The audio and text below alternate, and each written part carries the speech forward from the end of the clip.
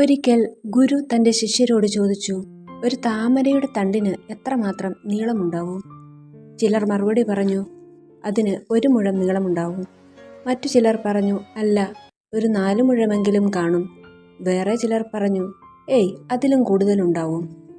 അപ്പോൾ അവരെ തിരുത്തിക്കൊണ്ട് ഗുരു മറുപടി പറഞ്ഞു, താമരയുടെ തണ്ടിൻ്റെ നീളം അത് നിൽക്കുന്ന ജലത്തിൻ്റെ ആഴത്തെ അടിസ്ഥാനമാക്കിയാണ്. പ്രിയപ്പെട്ടവരെ, നമ്മുടെ ജീവിതവും ഇതുപോലെ തന്നെയല്ലേ?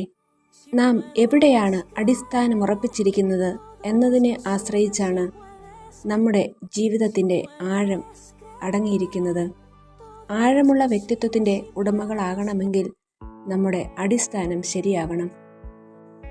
എൻ്റെ പ്രാർത്ഥനകൾ കേൾക്കപ്പെടുന്നില്ല എന്ന് തോന്നുമ്പോഴും വിശ്വാസപൂർവം വീണ്ടും പ്രാർത്ഥിക്കുവാൻ, പ്രാർത്ഥിച്ചിട്ടും രോഗം മാറിക്കിട്ടുന്നില്ല എന്ന് അറിയുമ്പോഴും അവനെ പൂർണ്ണമായും വിശ്വസിക്കുവാൻ, സാമ്പത്തിക പ്രതിസന്ധികളിൽ നിന്ന് കരകയറുവാൻ വീണ്ടും വീണ്ടും കരഞ്ഞ് പ്രാർത്ഥിച്ചിട്ടും അത് മാറ്റപ്പെടാതെ വീണ്ടും വലിയ പ്രതിസന്ധികൾ ജീവിതത്തിലേക്ക് കടന്നു വരുമ്പോഴും ഈശോയിൽ പൂർണ്ണമായും വിശ്വസിക്കുവാനും അവിടുന്ന് പൂർണ്ണമായും ആശ്രയിക്കുവാനും എനിക്ക് സാധിക്കുമോ?